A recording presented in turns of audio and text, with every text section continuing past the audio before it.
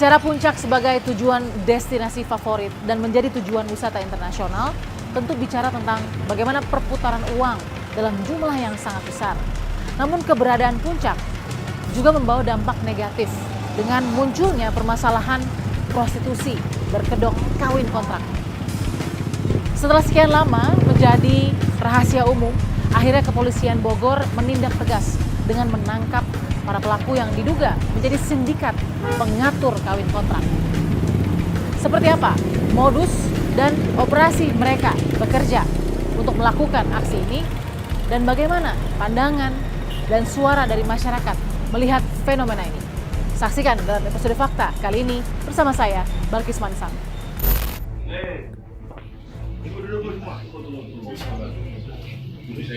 Seperti semula.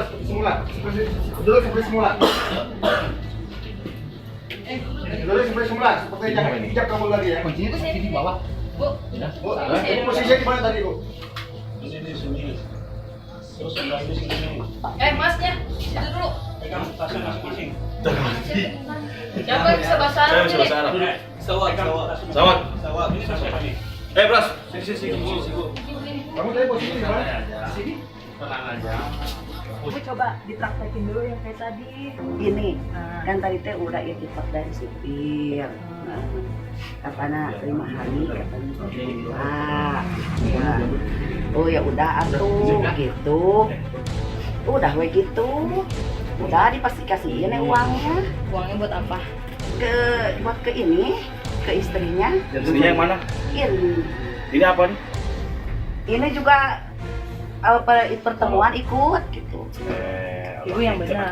Iya benar, pertemuan Kenapa ikut. si Teteh nggak dikawinin sekalian? Ya enggak. Oh enggak. Dipilih. Disuruh pilih. Iya, suruh pilih. Terus dia pilih yang mana? Disuruh milih. Iya, emang gitu. Bukan nemanin. Jangan ditanya. Makanya cerita yang sebenarnya, jangan grogi. Udah Iya. tahu kok. Oh iya. Tahu aja yang benar. Udah tahu kita, ibu tinggal cerita aja daripada kita yang Jangan nanya. ngarang-ngarang, kalau ngarang ketahuan. Iya gitu. Ceritanya gitu, bawa 3 orang aja katanya gitu ya. Ya udah tuh kalau gitu mah gitu. Kan katanya di sini ada ini mah 3 orang katanya gitu. Hah? Bu, Bapak jangan. siapa ini? Hah? Siapa ini yang datang banyak kan? Polis. Laskar. Hah? Apa Jawad? Jawab nikah. Pengen kawin. Apa dia kasih uang? Nikah kasih uang gitu. Berapa? 60 suatu. Dari 10 juta dia tawar 7 juta katanya. Kenapa ditawar? Berapa? Maksudnya untuk berapa perempuan? Satu. Nggak tahu sih kalau masalah lama dan itu semua kan dia yang langsung. Oh gitu. Kami yang kan saya ambil dari Mas Abi buat 5 hari. Hah? Buat 5 hari katanya. 7 juta 5 hari.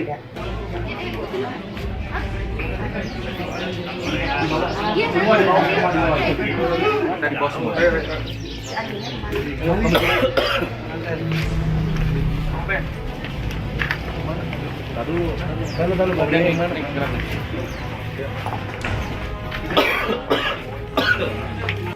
Pemirsa, saya sudah berada di Polres Bogor, Jawa Barat. Saya akan bertanya kepada Kapolres Bogor tentang pengamanan 10 orang, 6 diantaranya korban dan 4 diantaranya pelaku dari prostitusi yang berlabel kawin kontrak dan perdagangan orang. Seperti apa? Kita tanyakan.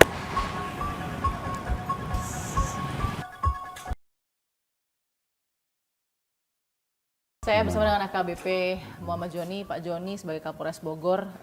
Selamat Pak, penangkapan yang sudah dilakukan. Ya, terima kasih. Ini saya bisa bilang ini pertama kali ya? Ya, bisa dikatakan seperti itu ya, Oke. kalau untuk kasus yang di Puncak ini. Kalau tidak salah sudah cukup laten, kita hitungannya tahun nih ya. Ya. Bertahun tidak pernah ada penangkapan, tiba-tiba Pak Joni berhasil juga kemudian meringkus 10 pelaku ini ya. Itu yang ditemukan paling tidak. Sindikat besar. Ya, jadi mungkin pada waktu tahun sebelum-sebelumnya, kalau yang zaman dahulu mungkin terkendala masalah payung hukum kali ya. Oke. Payung hukumnya kalau hanya dikenakan undang-undang KUHP itu hanya mucikarinya, itu pun harus transaksinya selesai. Misalnya terjadi perzinahannya selesai. Nah, sedangkan sudah ada undang-undang tindak pidana perdagangan orang itu baru di tahun 2007. Namun pergerakan mereka sendiri juga kan tidak gampang ya untuk kita lakukan pelacakan, karena permasalahannya mereka sendiri bergerak itu tidak di satu titik. Nah, dia nanti bergerak satu titik ini ke titik yang lain. Kalaupun memang sudah selesai, barulah itu dia stasioner misalnya, sudah dinikahin, nah mungkin istrinya baru ditinggalkan di satu kamar, di hotel, atau mungkin di satu tempat kos-kosan dan mungkin penginapan, seperti itu. Pak, kalau kita mau samakan definisi dulu ya, Pak Joni ya. Ini kan orang sebutnya ada yang konsentrasinya di kawin kontrak, ada yang konsentrasi di prostitusi, ada yang konsentrasinya juga di perdagangan orang. Yang mana sih sebenarnya yang diambil untuk jadi acuan untuk polisi? Tiga-tiganya bermasalah seperti itu. Jadi dengan sistem kawin kontraknya ada, kalau dalam misalnya di dalam Islam itu ada versinya Syiah mungkin ya, disebut mut'ah namanya. Mut'ah ya. Ya, itu hanya beberapa waktu saja, ditentukan 3 hari, 5 hari, dan dia laksanakan nikahnya itu. Tapi kalau kacamata kita melihatnya, sudah kita koordinasi dengan MUI, itu juga tidak lengkap proses pernikahannya itu. Tidak ada penghulunya, dia hanya wali-walian yang dianggap wali bodong, kira-kira seperti itu. Nah, setelah itu dia juga cenderung untuk mengeksploitasi orang, dijual belikan untuk mendapatkan keuntungan bagi si tanda kutip mucikari atau broker kawin kontrak ini tadi. Nah, jadi dia perdagangan orang iya, sebagai mucikari iya, termasuk kawin kontraknya sendiri ada di situ. Dan itu semua tergulung dalam balutan sebenarnya simpelnya itu prostitusi. Iya, itulah yang dinamakan versinya. Mungkin ada prostitusi berlabel halal tadi. Itu yang dianggap versinya mereka itu.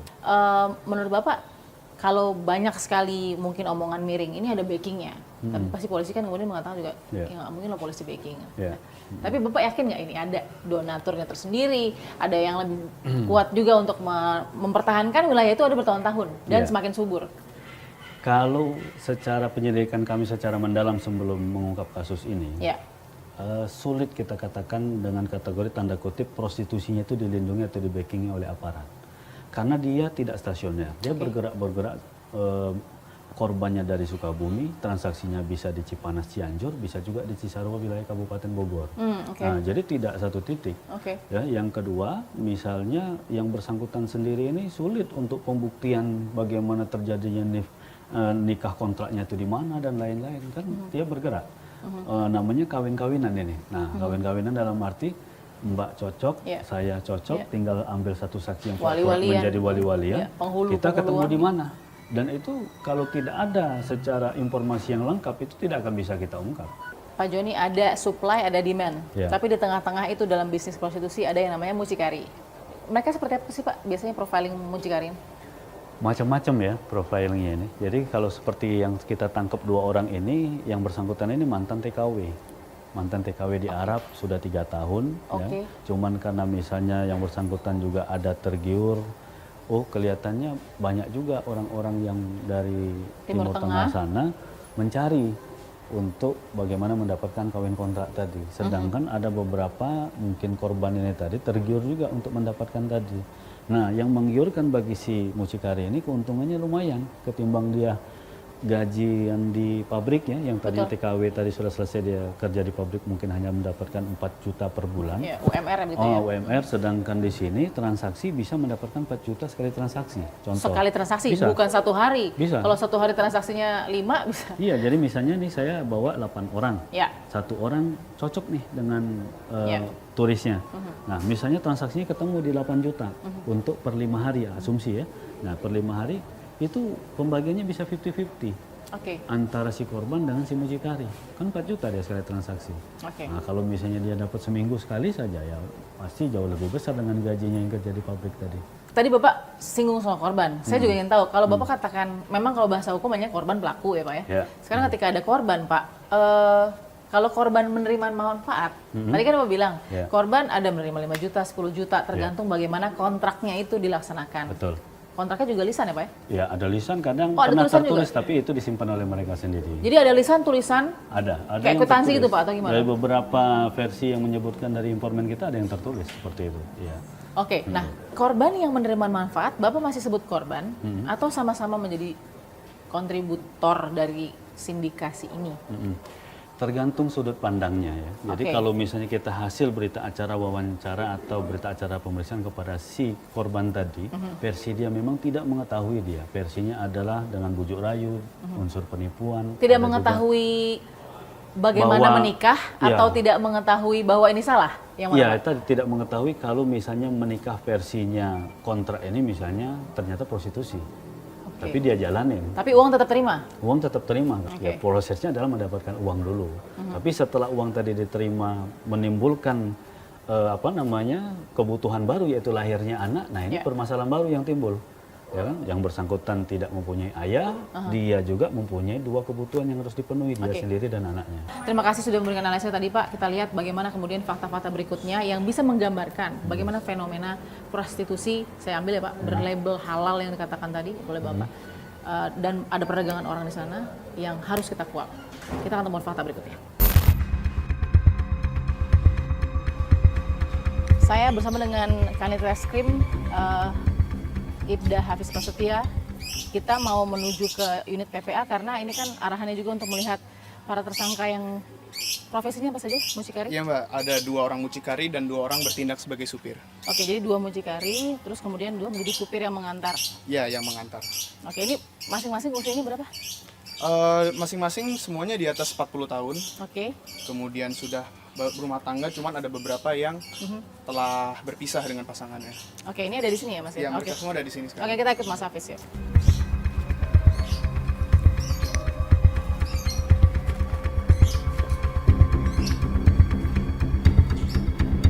Kita sudah ada di dalam unit PPA Polres Bogor. Saya masih bersama dengan Mas Hafiz di sini sebagai Kanit Reskrim ya, Ibda Hafiz Prasetya.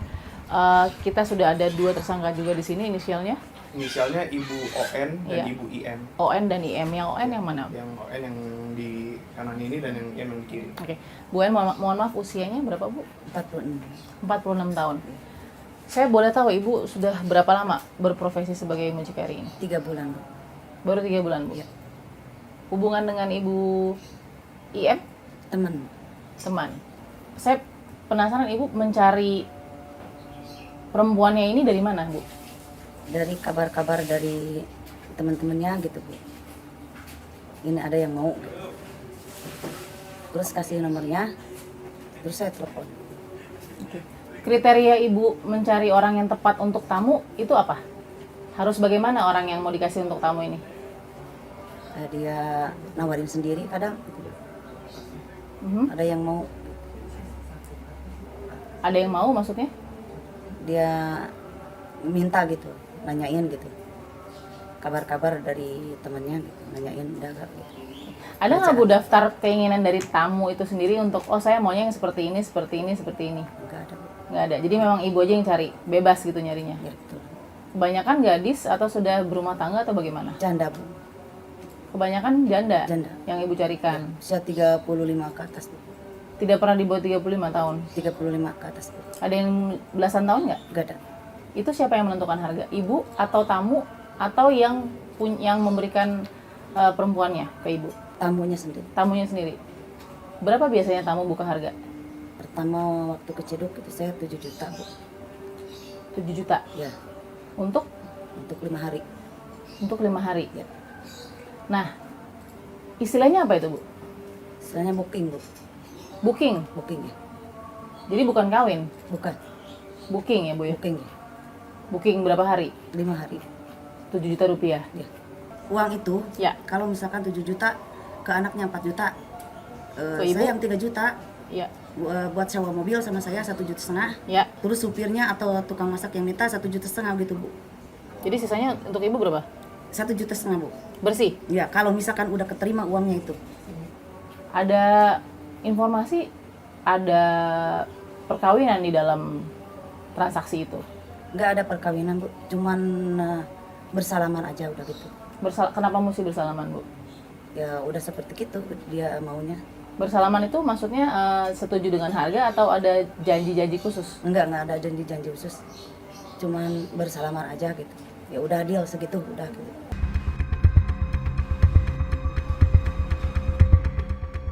Ibu IM, berapa lama Ibu sudah menyediakan perempuan-perempuan untuk para tamu Saya Timur tidak Tengah? menyediakan, cuman kalau misalkan ada teman Ya. seperti yang ini ada tamu nih. ada tamu gitu. nih gitu. Ada yang bisa temenin nggak gitu? Seperti itu. Ya itu berapa lama Bu? Ibu kalau dimintain tolong selalu bisa nolong gitu maksudnya? Berapa lama? Ada mungkin dari Oktober ya. Artinya di sini Ibu juga mengakui bahwa memang Ibu menyediakan perempuan. Ya, karena saya itu diminta sama si wanita itu, ya kebetulan ada anak-anak tersebut tapi bukan di bawah umur ya. Wanita ini adalah siapa? Ya wanita-wanita yang istilahnya awalnya sih kan yang kayak kerja di pabrik, ya SPG seperti itu. Itu minta ke Ibu gimana tuh Bu mereka? Tidak ada paksaan, tidak ada apapun. Dia bilang kalau misalkan ada yang mau untuk nemenin ini tamu. saya gitu maksudnya iya. Tapi yang penting mungkin jangan kasar, jangan galak seperti itu. Ibu pernah jadi tenaga kerja juga mungkin di luar negeri? Pernah, tapi kan untuk dari perwakilan PT itu. Jadi bukan TKW. Jadi bisa bahasa Arab, artinya punya pengalaman. Jadi punya kenalan banyak orang Timur Tengah ya Bu ya dari perusahaan itu mungkin? Semasih PT berjalan ya, tapi tidak untuk meminta perempuan. Iya. Dulu khusus untuk minta TKW. Jembatan Ibu bisa dapat tamu itu dari mana? Kan nggak mungkin tiba-tiba orang asing terus ketemu Ibu gitu. Gimana caranya? Iya, ada orang yang nelpon. Ya salah satunya misalkan dari yang bawa tamunya, supir dari bandara. Orang Timur Tengah juga atau orang Indonesia? Orang Indonesia. Ibu kenal tapi sama orang itu? Kadang awal tidak kenal, tapi mereka tiba-tiba tahu nomor ibu gitu. Tiba-tiba tahu nomor Ibu? Iya, makanya kadang saya suka kaget. Ini dari mana? Seperti itu. Karena mungkin tahu nomor mereka saya. tahu Ibu profesinya sebagai apa? Sebagai penyedia perempuan? Enggak, mungkin tahunya dulu mungkin kan saya di PT. Mungkin ada orang lain yang mengetahui nomor saya, dia minta mungkin. Itu. Sekarang penentuan harga, saya ingin tahu. Itu siapa yang menentukan harga? Pasarnya punya siapa? Punya mucikari kah atau punya tamu kah? Terkadang kalau udah cocok sesuai pilihan kriteria tamu sendiri yang menentukan. Walaupun kita punya harga, tetap aja tamu yang menentukan. Berapa harganya untuk booking? Ya, kalau booking 1 malam tuh pasaran aja. 1 malam berapa Ibu? Kalau yang booking tuh sekitar 1 juta. 1 juta 1 malam? Iya. Mas Hafiz, saya harus juga klarifikasi faktanya bagaimana ya ke Mas Hafiz ya. Karena kan ini kan bebas. Tapi mulai kesini mulai prostitusinya yang lebih kuat. Tapi kita juga tahu ada fenomena kawin kontrak yang terjadi. Apakah kawin kontrak juga yang diaplikasikan oleh dua ibu ini? Jadi perlu kami jelaskan untuk salah satu yang kami laksanakan penangkapan itu telah terjadi transaksinya. Dalam hal ini pada saat itu dalam keterangan saksi telah menuangkan bahwa adanya salaman antara salah seorang supir yang diperintahkan untuk mengaku sebagai kakaknya atau anggota keluarganya sebagai salaman dan mengucapkan sesuatu dalam bahasa Arab yang tidak dimengerti oleh supir tersebut. Ya, setelah itu kemudian terjadinya transaksi atau perpindahan uang dan situlah terpenuhinya unsur-unsur dari perdagangan orang tersebut. Salamannya bagaimana Bu? Ibu kan ngerti bahasa Arabnya. Apa sih yang diomongin dari salamannya? Misalnya salaman nih, terus kemudian bilang apa? Kobil tuh. Artinya? Terima kasih, udah. Gitu. Orang Arab itu kalau walaupun bookingan, jadi harus ada ijab kabul. Dalam artian ijab kabul itu kayak orang nikah. Jadi tapi bukan nikah. Ijab kabul kan untuk orang nikah. Iya, kalau menurut orang kita. Orang Arab itu orang bukan Islam, nikah Bu. tapi harus salaman. Saya terima seperti itu. Tapi bukan nikah ya. Bukan nikah? Bukan. Tapi ijab kabul. Bookingan, tapi jadi harus salam. Terima kasih, mungkin kayak seperti gitulah. Kobil itu alhamdulillah kayak gitu. Kalau memang cuma deal, kenapa harus ada walinya? Nggak tahu juga ya, namanya orang sana beda dengan prinsip orang kita. Kita pun tidak tahu keinginan mereka seperti itu. Ibu On? Kenapa? Ketika harus ada wali-walian, terus kemudian saksi-saksinya gitu. Ya, itu sepakatan begini Bu. Kesepakatan bagaimana? Jadi kan kadang permintaan Arabnya gini, mana gitu yang nikahinnya, saya bilang nggak ada gitu ya. ini sepakat sama, misalkan kalau ada yang minta supir, sepakat sama supir ya. Kalau ada yang minta tukang masak, sepakat sama orang tukang masak gitu ya. Enggak, saya enggak bawa orang nikahannya. Cuman saya udahlah supir dijadikan kakak sama saya gitu ya. Dijadikan kakaknya ini yang perempuannya dijadikan. Sedangkan supir nggak tahu apa-apa, saya yang nyuruh gitu ya. Saya ini adalah ibu ya. Oke, ibu yang suruh. Ya, Oke. ibu yang suruh ya. Supir suruh duduk ya sama ibu. Ya. Udahlah ini kakaknya. Terus setelah itu dikasihkan uang sama supirnya. Kata supir, saya kakaknya jangan ngomong, udahlah. Saya bilang aja kalau misalkan anaknya kalau udah dikasihin itu uangnya ya, bilang aja selamat gitu aja. Terlalu selamat. Kalau saya ngerti bahasa Arab, mabruk. Mabruk itu selamat. Udah gitu. Jadi ada ijab kabul? Nggak ada. Udah segitu aja. Kalau itunya bilang selamat, kalau saya mabruk. Kalau itu dikatakan kawin kontrak, ibu setuju tidak? Sebagai mucikari? Karena kan terlihatnya ada wali. Ya oke, cara Timur Tengah. Tapi itu kalau disebut kawin kontrak yang sudah sangat laten disebutnya di kampung Arab. Ya mungkin karena predikat kampung Arab kawin kontrak ya. Tapi yang saya tahu, yang perkawinan sejatinya itu enggak seperti itu. Semacam bookingan aja, tapi tetap harus menghadirkan saksi dan salaman kayak seperti itu. Oke. Mohon maaf, saya harus tanya ini Bu, terakhir saya harus tanya ini. Ibu punya anak perempuan. Kalau anak perempuan ibu sampai masuk ke dalam lingkaran itu dan ditawarkan orang? Jangan terjadi. Tapi ibu juga menjual perempuan. Karena di pikiran saya tidak menjual ya. Intinya saya usaha bekerja memenuhi untuk kebutuhan. Jadi di pikiran saya dapat fee aja kan. Oke. Jadi ibu berharap anak ibu tidak seperti ibu atau tidak masuk jadi anak-anak yang juga ditawarkan. Jangan. Dari ibu ON dan ibu IM ya sebagai mucikari. Ibu pasti sudah tahu betul prosesnya sudah jalan ya. Ancamannya juga berapa tadi? Ancamannya minimal 5 tahun penjara sampai dengan 15 tahun. Sudah siap, Bu? Insya Allah, karena itu kesalahan saya. Ibu? Itu kesalahan berat, Bu. Mengikuti jalannya aja. Proses hukum. Oke. Ibu ON, Ibu M, meskipun ini susah, terima kasih sudah sangat komunikatif. Meskipun apa yang ibu berbuat sangat salah, tapi mudah-mudahan masih ada kebaikan yang bisa diambil. Kita ingin bicara juga dengan profesinya supir berarti ya? Iya, profesinya sebagai supir. Oke, terima kasih Ibu ON dan Ibu M.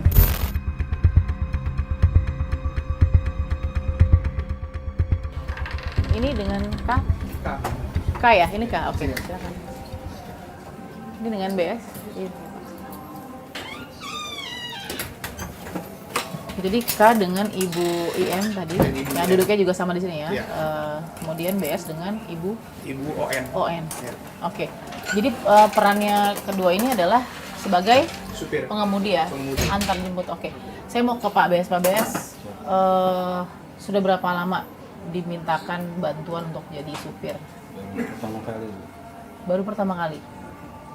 Saya supir freelance, baru pertama kali. Sebelumnya Pak BS bekerja sebagai supir freelance. Supir freelance. Apa aja? Freelance apa? Apa aja lah yang antar orang, suruh nyupir. Yang nggak tahu kalau tiba-tiba ada ibu merintahkan saya ngantar TKW ke balai, saya nggak tahu juga. Itu saya jadi suruh aja nyupir. Sekali itu aja. Oh, jadi perempuan-perempuan ini dari TKW semua ya? Tenaga kerja wanita ya, semua. Pak BS ikut masuk ke ruangan nggak? Ya ikut cuma salaman aja. Kok Bapak bisa tiba-tiba disuruh salaman? Ya mungkin nggak tahu, saya menjadi suruh aja Bu, dan nggak ngerti bahasanya. Oke, yang Bapak dengar apa salaman itu? Ya kayak ijab kabul lah bentuknya gitu, seperti itu. Kenapa Bapak bisa yakin sebagai nggak tahu, seperti saya juga ijab kabul? saya suruh salaman aja sebagai wali mungkin. Jadi ada pengakuan, ada permintaan Bapak juga yang harus berperan jadi kakaknya perempuan atau si TKW? Nggak ada, cuman saya supir aja Bu, nggak tahu saya. Ada permintaan Bapak berperan sebagai saksi? Ya mungkin saksi. Ada? Wali aja. Itu ada? Gimana mintanya ke Bapak? Ya mungkin supaya menyaksikan aja. Menyaksikan aja? Nah terus setelah ijab kabul itu langsung ada uang yang diberikan atau bagaimana yang Bapak lihat? Ada mungkin. Uang cash keras? Uang cash yang Bapak lihat? yang diberikan kepada si perempuan. Si perempuan atau si ibu yang dikasih? Ke perempuan, Ke ibu IM atau ke perempuan yang dikasih uangnya? ke ibu Bayaran berapa Bapak jadi supir? 200. 200.000. Dari uang itu? Iya. Oke, jadi begitu masuk, Iya. ketika salaman, Iya. Nggak ngerti bahasanya, tiba-tiba ada penggerebekan. tapi kalau Pak BS lihat, Pak BS kan juga sudah mengerti pasti betul situasi seperti itu, Bapak lihatnya seperti ijab kabul atau bagaimana? Iya, semacam itu. Seperti ijab kabul gitu ya. Karena dari Timur Tengah, ada tamunya juga sedang, oke. Salamannya sebentar atau ada Sebentar. foto-foto? Enggak, sebentar aja. Salaman saja gitu ya? Oke. Nah, Pak BS dan Pak K ini ancamannya sama atau bagaimana Pak Saris? Ancamannya sama karena dalam pasal 10 dan 11 ancamannya sama dengan pasal 2 tersebut. Ancaman hukuman? Sama dengan itu, sampai- minimal 5 sampai dengan 15 tahun penjara. Oke. Gimana Pak BS dan Pak K dengan ancaman hukuman ini? Ada nggak yang ingin disampaikan? Karena kan Anda berperan sebagai supir, mungkin di sini mengaku tidak mengerti dan lain-lain, tapi kita nggak tahu di benaknya Pak BS dan Pak K seperti apa. Ya ini hanya penyesalan aja mungkin, apes aja mungkin. Saya nggak paham apa-apa. Hanya driver aja, supir. Ya, niatnya kan supir siapapun kita bawa. Ini penyesalan. Oke. Mas Pak K-nya gimana? Sama saya juga nyesal. Terima kasih Pak K, terima kasih Pak BS. Secara lugas tadi digarisbawahi bahwa apapun labelnya tadi dengan definisi kawin kontrak ini tetap perdagangan orang dan juga tindak pidana prostitusi juga ya, sehingga tidak bisa lagi dimainkan dan sudah memenuhi unsur-unsur. Dan ini mungkin adalah bagian kecil dari jaringan besar yang akan nanti dicoba untuk di. Iya, kita akan melaksanakan pendalaman tentang hal ini. Baik, kita akan temuan fakta berikutnya.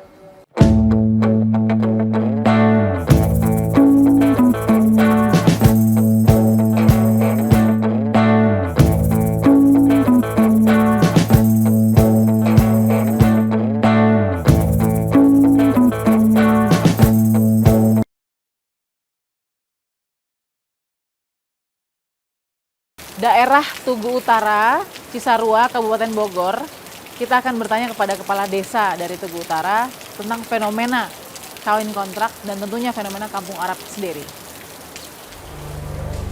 Misi Pak. Assalamualaikum Pak. Apa kabar Pak Asep? Ini Pak Kades ya. Kita ngobrol dulu Pak ya. Ini kita mau beberapa hal yang kita harus klarifikasi karena pasca penangkapan kemarin ya, pasti banyak opini yang muncul ya Pak Asep ya. Ini siapa sebenarnya sih pemasoknya? Siapa sih yang mendukung aktivitas kawin kontraknya? Yang bahasanya juga agak nggak enak ya Pak. Prostitusi berlabel syariah, prostitusi berlabel halal lah itu. Pak Asep gimana? Kalau sedikit jelaskan dulu fenomena ini. Saya mengurut dari awal terkait dengan wilayah kami Desa Tugu Utara ini masuk dalam konteks pengembangan kepariwisataan. Maka salah satu destinasi wisata di wilayah kami itu dari mulai tahun 90 sampai dengan sekarang itu ada destinasi wisata dari turis-turis Timur Tengah, khususnya orang Saudi. Nah terkait dengan isu kawin kontrak ini sebenarnya isu lama, Mbak. Ya, betul. Isu lama itu 2005, 2007 sempat ada pemberitaan dari media elektronik dan media cetak sangat luar biasa. Dan muncul lagi sekarang di tahun 2019 yang kemarin kami melihat ada upaya penegakan hukum dari Polres Bogor terkait dengan ada salah satu kelompok yang berlabel kawin kontrak. Nah dapat kami sampaikan bahwa kawin kontrak khusus di wilayah kami sebetulnya saya menjamin bahwa kita sudah konsensus dengan masyarakat, dengan para tokoh agama, tokoh masyarakat, kita tidak mengenal dengan kawin kontrak ya. Bukan kulturnya Cisarua. Bukan kultur gitu ya. Cisarua. Kita sudah komitmen bersama dengan tokoh masyarakat. Tapi memang munculnya isu ini kami melihat lebih kepada ada modus operandi dari sekelompok oknum masyarakat yang berkawin kontrak. Sebetulnya itu kebanyakan setelah ada beberapa temuan dari operasi pekat yang dilaksanakan oleh kita dan Muspika, itu sebetulnya ada juga perempuannya itu yang memang statusnya PSK juga. Oke, jadi bukan warga Cisarua, Kabupaten Bogor. Saya menjamin, saya menjamin tidak ada terjadi kepada masyarakat saya. Setelah ada temuan beberapa kali di lapangan memang pernah terjadi kepada masyarakat di luar dari wilayah kita. Memasuk dari mana saja? Dari daerah mana saja dari ya Pak? Kabupaten Cianjur, Kabupaten Sukabumi. Sukabumi. Ya. Itu diantarkan ke Cisarua. Prosesnya di sini karena kita memang ketersediaan ada sarana akomodasi, ya mungkin tempatnya untuk menginap di sini para turis. Gitu. Oke, meluruskan juga historisnya Cisarua, kan ada kampung Arab di situ kan. Ketika itu besar ya, makin besar makin subur ya, Pak Asep ya. Saya klarifikasi dulu, kalau kampung Arab sebenarnya di kita nggak ada. Nah ini juga klarifikasi. Tapi kan terkenalnya, di puncak ada kampung Arab, ada kampung janda, gitu kan. Itu yang jadi pertanyaan, begitu gimana Pak Asep? Iya, kampung Arab itu sebenarnya di kita nggak ada. Kita secara administrasi pemerintah desa itu ada 3 kadus, 6 RW, dan 24 RT. Dan kita tidak ada kampung Arab. Ada kampung Cisarua gitu ya? Kampung Tugu Utara lah Tugu gitu. Utara Ada beberapa Cisarua, kampung di bawahnya. Iya. Hanya ini berdampak dari pemberitaan, dari media, seolah terbangun opini oleh masyarakat yang pernah mengakses berita itu, seolah di kita ada kampung Arab. Nah, tapi ada beberapa wilayah di wilayah kita yang memang ada semacam ada pusat ekonomi, di situ ada minimarket, di situ ada tour and travel, mempergunakan label-label Arab, gitu. Bertuliskan bahasa Arab yang memang itu hanya media informasi aja sebetulnya. Pak, kita mau lihat ya sama Pak Asep mungkin tadi kan bagaimana sih label-label dari pelang yang bertuliskan Arab, seperti apa sih berbaurnya, kita boleh lihat ya Pak nanti ikuti kita lihat bagaimana fakta selanjutnya. Ayo Pak.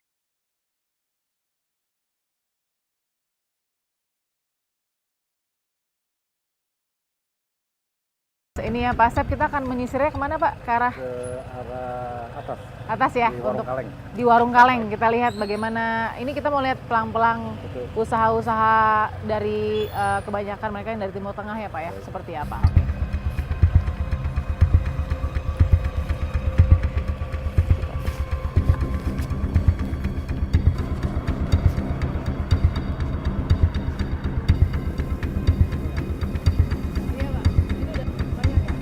Pak, kalau yang kiri kanan benar-benar semuanya tuh di mana tuh? Iya, manis aja.